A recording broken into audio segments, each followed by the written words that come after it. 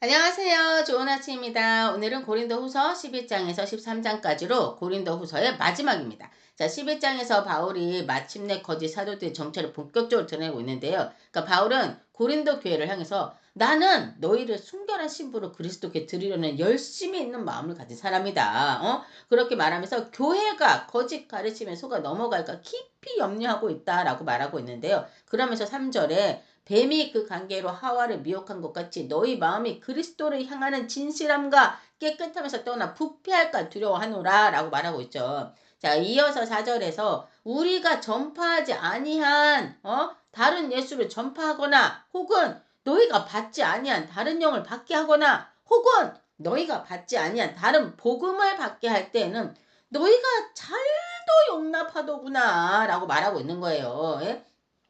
자, 바울이 고린도에서 전도할 때, 복음 전할 때 얼마나 힘들었어요. 굉장히 힘들겠는데 이런 다른 복음, 이런 거는 왜 이렇게 잘도 받아들이는 거야? 이 얘기를 하는 거야. 여기서 바울이 말한 다른 예수는 이름은 예수를 말하지만 십자가의 은혜 대신에 그 율법과 인간의 행위를 섞어 왜곡한 예수를 뜻하는 거예요. 그러니까 예수를 믿되 율법도 행해야 된다. 할례도 행해야 된다. 요게 더 커진, 이게 더 높이 사는 요걸 말하는 거거든요. 그러니까 한마디로 겉모습의 힘과 화려함만을 강조하는 가짜 복음이었던 거예요. 자, 예수의 이름을 들었다고 모두 같은 예수가 아니라는 사실을 분별하라고 강하게 경고하고 있는 거죠. 이거는 뭐 우리도 마찬가지 아니겠습니까? 지금도 얼마나 이단이 많습니까? 뭐 신천지, 또 뭐야, 기억도 안 나네. 하나님의 교회, 또 뭐 있어요, 여러분? 여러분 아는 거 있죠? 그 이번에 그 김건희약 연루됐던, 그런 거, 자, 이처럼 고린도 교회 사람들은 거짓 사도들의 그 화려한 말솜씨와 권위 있는 태도에 막 홀라당 속아 넘어간 건데요. 여러분, 고린도 사람들이 뭘 중요시 여겼어요? 말빨, 외모, 지식, 성공, 카리스마, 막 이런 걸 중요시 여긴 사람들이지 않습니까? 이 사람들이 말이 엄청 잘하는 거야. 막 유대교에 정통했고 그래서 여러분 예수를 믿어야 됩니다. 하지만 그 믿는 믿음만으로는 절대 안 됩니다. 하나님께서 모세에게 주신 그 율법 그것을 지키고 행하는 자라야 참다운 제대로 된 구원을 얻을 수 있습니다. 라고 하면서 막 이렇게 강하게 막 카리스마 있게 권위 있는 사람들이 나와서 얘기하니까 사람들이 진짜 그런 것 같아. 말면서 막 홀라당 넘어간 거죠. 자, 그럼 여기서 거짓 사도들은 누굴까? 누굴까요, 여러분? 누굴까요? 자, 교회 안에는 예수님을 믿는 사람들만 있을 텐데, 과연 이들은 누구를 말하는 걸까? 그쵸? 자, 이 거짓 사도들은 예수님을 믿는 유대인 그리스도인들이었어요. 그러니까 이들이 예수님을 믿는 그 유대인 그리스도인들 다 이렇진 않았어요. 베드로, 베드로도 유대인이었죠. 바울도 유대인이었죠. 그리고 야고보, 요한 다 예수님을 믿는 유대인이에요. 그 유대인을 믿는 그리스도인들이 초대 교회의 지도자급들이에요. 그런데 나중에 믿게 된 유대 그리스도인들이 자꾸 이렇게 물을 흐리는 거야, 지금. 자, 이들은 율법에 정통했어요. 맞아요. 모세의 권위를 강조하고 그리고 추천서를 자랑했고 유대적 전통을 기준으로 삼았던 사람들이에요. 다 마찬가지야. 야고보도 그랬고 요한도 그랬고 베드로도 그랬고 다 마찬가지예요. 그리고 바울도 얼마나 유대교의 정통 있던 사람입니까? 자, 그런데 하나님을 믿는 그 예수님을 믿는 그 믿음이 잘못된 거야, 이 사람들은 지금. 그래서 자꾸 예수님 한 분만으로 구원을 얻을 수 있는데 자꾸 추천서, 기준, 유대전 전통적 기준 뭐 이런 걸 자꾸 들이대고 있는 거죠. 자, 이들은 자신들도 그리스도를 믿는다라고 말을 하면서 교회에 들어옵니다. 들어왔는데 그들은 예수를 진짜 구주로 믿는 것이 아니라 예수를 믿되 율법도 지켜야 한다. 예수를 믿으면서 율법적 행위와 할례 이런 걸 다 행해야 된다라는 가짜 복음을 가진 사람들이었고 그래서 바울이 다른 예수, 다른 복음, 다른 영이라고 말했던 거예요. 자, 그럼 고린도 교회는 왜 이 거짓 사도들의 말에 홀라당 넘어간 거냐? 이들 거짓 사도들은 자신들이 진짜 사도라고 하면서 추천서를 내밀었고 말도 겁나 화려하게 잘하고 막 철학적 논리도 막 빠삭하고 외적으로도 막 깔끔하고 멋스러웠던 거죠. 강한 카리스마. 그러니까 막 교인들을 막 확 휘어잡았던 거예요. 그러니까 사람들이 안 끌릴 수가 없었던 거야. 겉만 화려한 이 가짜 사도들에게 고린도 교회들이 금방 마음을 빼앗겼던 거죠. 예, 솔직히 그럴 수도 있을 것 같다라는 생각도 들어요. 우리한테도 그런 사람이 와서 막 겉모습도 화려하고 권위도 있고 이런 사람이 와서 말빨 좋게 막 쫙 하면 우리는 뭐 안 넘어갈 것 같습니까? 우리도 넘어갈 수 있습니다. 자, 그러다 보니 바울은 이렇게 이런 사람들이 와서 이렇게 말을 막 하는데 거기에 비해 바울은 상대적으로 어때 보입니까? 말도 어눌해, 또 가난해, 외모도 거시기해, 사도라는 사람이 왜 허구한나 저렇게 고난만 받고 있는지, 막 이러니까 자연스럽게 그 사람들은 바울의 사도권까지 의심하게 된 거예요. 그래서 바울을 공격하는 이들이 말에 이제 귀를 기울이게 되고 복음에서 서서히 멀어지게 됐던 거죠. 여러분 보세요. 복음에서 멀어지니까 이 교회가 어떻게 됐습니까? 파가 나뉘고 분열이 일어나고 서로 싸워서 세상 법정까지 가서 재판을 받으면서 막 서로 고발하고 있는 모습이 있었잖아요. 여러분 사탄이 어떤 존재인지 아세요? 속이는 자, 참소하는 자, 분열시키는 자, 거짓을 진리처럼 포장하는 자.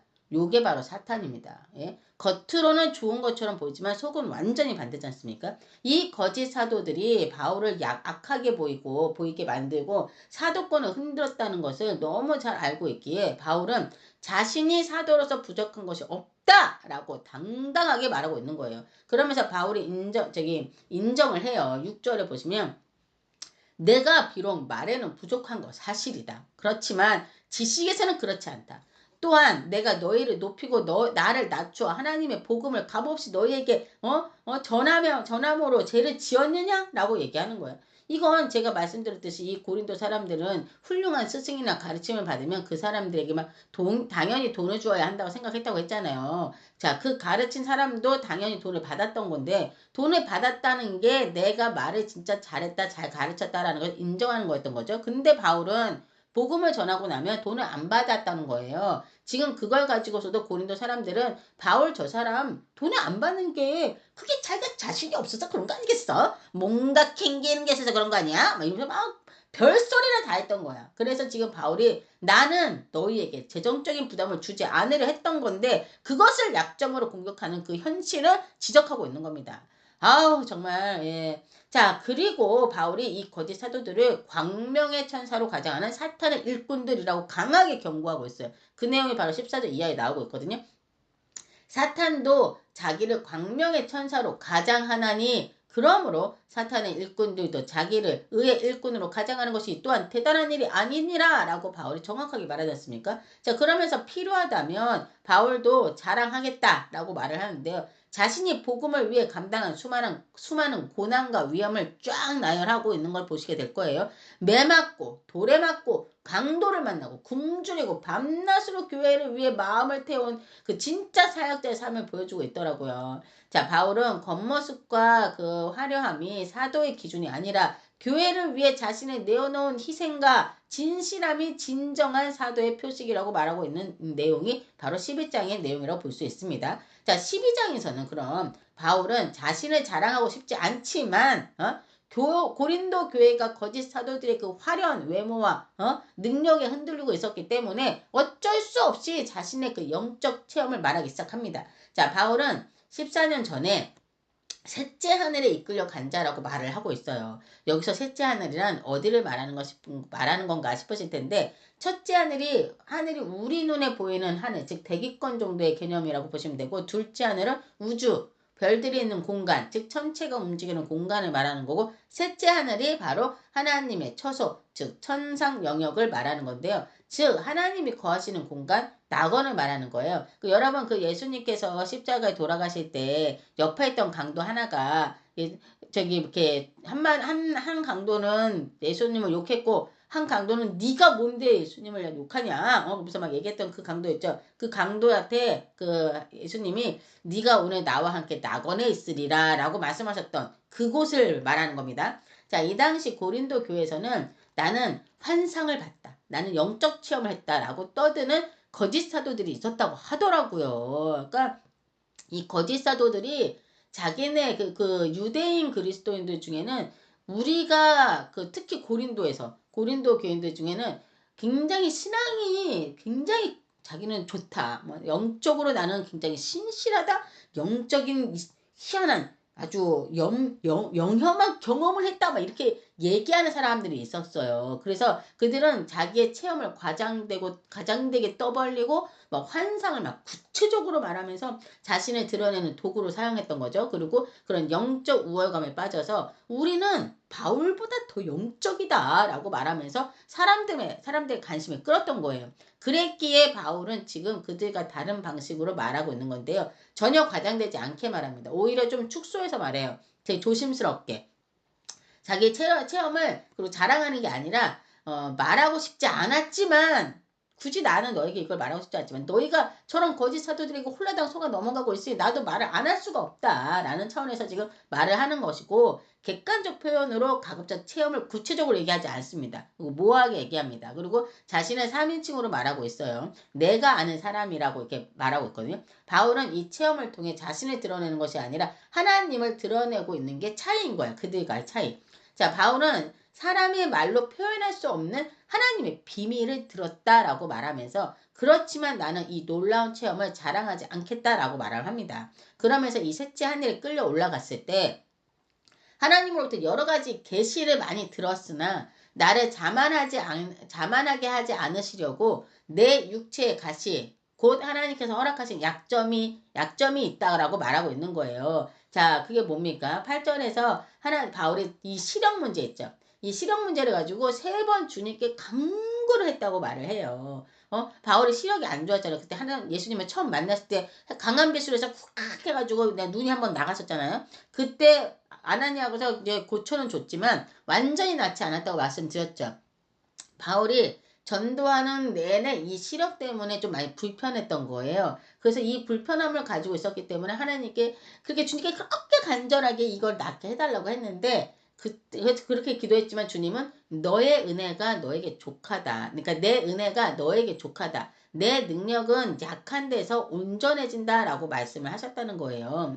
자, 그래서 바울은 그 이후로는 이제 이거를 기도를 안 하는 게 되거든요. 자, 바울은 그러니까 이렇게 영적인 경험을 진짜 하나님한테 직접적인 계시들을 많이 받고 예수님을 직접 뵙고 막 이런 것들을 경험한 바울이잖아요. 사실 바울이 우월해지려면 훨씬 우월해질 수 있어요. 근데 바울의 이 육체에 이런 불편한 요소를 이렇게 줌으로써 하나님을 겸손해서 하나님을 바라보고 하나님을 의지하게 하게끔 하기 위한 거였던 거죠. 자, 바울은 이 은혜를 깨닫고 약함을 숨기지 않고 이제 자랑한다라고 말을 해요. 그의 약함이 오히려 그리스도의 능력을 머물게 하는 자리였기 때문이라는 거죠. 그리고 바울은 자신이 고린도 교회에서 사도의 표적과 사랑을 다 보여주었는데도 그들을 짐지우지 않으려고 한 행동을 오히려 비난하는 사람들을 마음 아파하는 건데요. 하지만 그는 다시 고린도 교회를 방문할 계획이 있음도 말하고 있어요. 근데요. 14절 이하의 내용을 보면 바울이 내가 구하는 것은 너희의 재물이 아니요 오직 너희니라 라고 말하고 있고 16절에서도 어떤 이의 말이 내가 너희에게 짐을 지우지는 아니하였을지라도 교활한 자가 되어 너희를 속임수로 취하였다 하니 라고 말했다는 거예요. 그래서 그런 사람도 있었다는 거죠. 교활하다. 너희한테 돈은 안 받을지 몰라도 너희를 교활하게 속이는 자다. 막 이렇게 얘기했다는 거죠. 18절에서도 내가 디도를 권하고 함께한 형제를 보내었으니 디도가 너희의 이득을 취하더냐? 라는 이런 말들이 계속 하지 않습니까? 도대체 바울이 왜 이런 말을 계속해서 하고 있는 건가 하고 봤더니 이 고린도 사람들이 바울을 오해하고 있었던 거예요. 그러니까 바울은 우리가 돈을 받지 않는 척하지만 결국 자기 이익을 챙긴다. 디도나 다른 사람을 자꾸 보내서 우회적으로 돈을 받으려는 거 아니냐? 막 이런 오해가 함께 이제 실제로 있었던 거고 오해가 있었고 실제 바울은 돈을 받지 않는 척하지만 디도를 통해 돌아서 돈을 받았다라던가 바울팀 전체가 우리를 이용한다 막 이런 소문이 실제 돌았다고 하더라고요. 그래서 바울은 이 부분을 명확하게 정리를 해준 거예요. 나는 너희 돈이 아니라 너희 자체를 사랑한다. 그리고 너희에게 부담을 주지 않겠다. 부모가 자녀를 위해 희생하는 것처럼 나도 너희를 위해서 희생할 것이다 라고 말하고 있고 디도 역시 너희에게 아무것도 받지 않았다. 우리가 보내는 사람들도 다 같은 마음으로 너희를 섬겼다. 우리는 절대 사익을 취하지 않았다. 그럼 이 말을 그냥 다 설명하고 있는 거야. 진짜 와 사람이 한번 오해하면 뭐든지 다 그렇게 보이지 않습니까? 눈이 획가닥 돌아가지고 예? 그러니까 이게 지금 다 거짓 사도들 때문에 이렇게 됐던 거예요. 자, 그리고 19절 이하에서는 바울의 근심이 드러나 있어요. 왜냐하면 고린도 교회 안에는 여전히 시기, 분쟁, 원한, 다툼, 비방, 음행, 방탕 이런 문제들이 많았다는 보고를 바울이 또 전에 들은 거죠. 그래서 바울은 21절에 말을 하고 있는 거예요. 또 내가 다시 갈 때에 내 하나님이 나를 너희 앞에서 낮추실까 두려워하고 또 내가 전에 지은 죄를 여러 사람이 그 행한 바 더러움과 음란함과 호색함을 회개하지 아니함 때문에 슬퍼할 거 두려워하노라 라고 말하고 있죠. 그러니까 한마디로 바울은 너희가 여전히 변하지 않았다면 내가 너희 때문에 마음이 찢어질까 걱정되고 너희가 회개하지 않으면 내가 또 가서 또 책망하게 되니까 그게 두렵다. 그러면 어떻게 돼? 또 사이가 안 좋아질 거 아니야. 이런 게 막 두렵다고 얘기하는 거예요. 이 말은 꾸짖음이 아니라 사랑 때문에 생기는 그 고통이었음을 바울은 말하고 있는 거예요. 바울은 함께하고 싶고 하나가 되고 싶고 권면의 말을 제대로 받아들이길 원하는데 무슨 책망을 하면은 네가 뭔데 막 또 파가 나뉘고 막 이럴 거 아닙니까? 그러니까 그렇게 되기를 원하지 않는 거예요. 자, 고린도 후서의 마지막 장인 13장은 바울이 고린도 교회를 향해 마지막으로 남기는 엄중한 권면인데요. 바울은 세 번째 방문을 앞두고 교회 안에 여전히 회개하지 않은 죄와 분열이 있다면 이번에는 지나치지 않고 바로 잡겠다 라고 말하고 있는데요. 2절 보세요. 단호함이 느껴집니다. 내가 이미 말하였거냐 지금 떠나 있으나 두 번째 대면하였을 때와 같이 전에 죄 지은 자들과 그 남은 모든 사람에게 미리 말하노니 내가 다시 가면 용서하지 아니하리라. 이렇게 얘기한 거죠. 이는 바울이 고린도 교회를 정죄하려는 마음이 아니라 그쵸? 사랑 때문에 이들을 정말 사랑하기 때문에 야단치는 거잖아요. 여러분 자식들 왜 야단칩니까? 그냥 내버려 두지. 사랑하기 때문에 제대로 바른 길로 가도록 알려주기 위해서 매도 들고 막 이러는 거지 않습니까? 지금 바울의 심정이 딱 그건 거예요. 자, 5절에서는 바울은 고린도 교인들에게 너희 자신이 믿음 안에 있는지 시험하고 확증하라 라고 말하는데요. 남을 판단하기에 앞서 먼저 자신이 그리스도 안에 있는지를 돌아보라는 겁니다. 그래서 6절에서 우리가 버림받은 자 되지 아니한 것을 너희가 알기를 내가 바라고 라고 써있죠. 이 말은 고린도 교회가 바울의 사도직을 의심했었잖아요. 바울이 진짜 사도 맞냐? 바울은 약해 보이고 말도 못하고 사람들이 어떻게 이런 걸 막 대놓고 얘기할까 몰라. 그쵸? 바울이 하나님께 인정받은 사람 맞냐? 막 이런 말들이 난무했었기에 바울이 너희가 진짜 믿음 안에 있다면 바울이 버림받은 사도가 아니라는 걸 알게 될 것이다 라고 말하고 있는 겁니다. 자, 9절도 읽어볼게요. 우리가 약할 때 너희가 강한 것을 기뻐하고 또 이것을 위하여 구하니 곧 너희가 온전하게 되는 것이라. 진짜 이 말은 바울의 마음이 어떤지를 정확하게 말해주는 거 있는 거예요. 그러니까 바울의 진심이 바로 이건 거예요. 한마디로 내가 약해 보이는 거 그런 거 상관없다. 너희가 믿음 안에서 강해지는 거 그게 더 중요하다. 나는 오직 너희가 온전해지기를 바라는 사람이다 라고 말하고 있는 겁니다. 한마디로 바울은 자신의 명예보다 고린도 교회의 영적 회복을 더 중요하게 여기고 있음이 확 드러난 말인 거죠. 안 그렇습니까? 이런 사람을 오해하고 음해하고 사람들이 뭐에 그냥 씌워가지고 그냥 아주 그냥 자, 마지막으로 바울은 형제들이 서로 화목하고 온전하게 되며 평안과 사랑을 이루기를 이제 권면을 하는 거예요. 그리고 하나님 아버지의 사랑과 예수 그리스도의 은혜와 성령의 교통하심이 그들 모두에게 있기를 기도하며 편지를 쫙 마치고 있습니다. 자, 13장은 회개와 성찰을 통해 교회가 온전해지기를 바라는 그 바울 사도의 마지막 사랑의 당부와 축복이 듬뿍 담겨져 있는 장으로 이제 마무리를 하고 있는 거죠. 저는 고린도후서를 마치면서 이 편지까지 받은 고린도 교회는 어떻게 됐을까 하는 궁금증이 생기더라고요. 그쵸? 어땠을 것 같으세요?